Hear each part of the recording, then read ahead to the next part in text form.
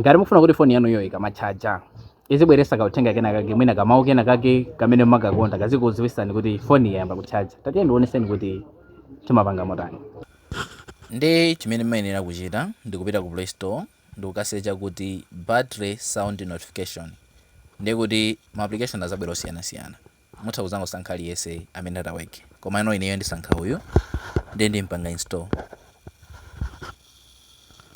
Kenako tipanga open, ndi kuti muyike masaundi akukhosi kwanu mumapanga apa pa plus, ndi kuti ikakhala connected musankha kuti file yake izilira kuti chani, ndi kuti mupita pa file explorer apa, ndi kuti masankha audio imene mukuifunayo, kaya ndisankha iyi chonchi, ndi kuti apo ndasankha audio yokuti ndikayika pa charge izilira sound imene ndasankhayo. Ndikaya mukufuna kuti mukayichosa pa charge so izilira mpanga pa disconnected, ndikusankha file yake. Ndi kuti kaya ndi pa full battery, ndi kuti musankha full battery chonchi, ndi kuti musankha kuti full battery kazikhala bwanji, pa 100% izinena kuti azaza, mwina mufuna izinena ili pa 90, ndi kuti mmasankhaso kuyika 90.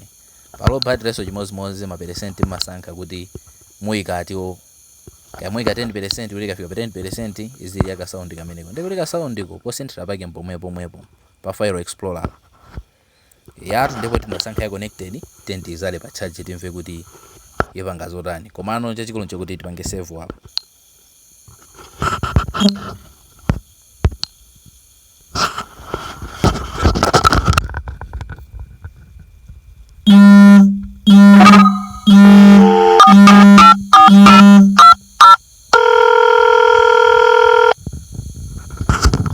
Basi tukafairo kamene tinasankha ndi kamene kuti tikayizala pa charge izilira choncho, ndi kupanga kwake ndi kumene koko.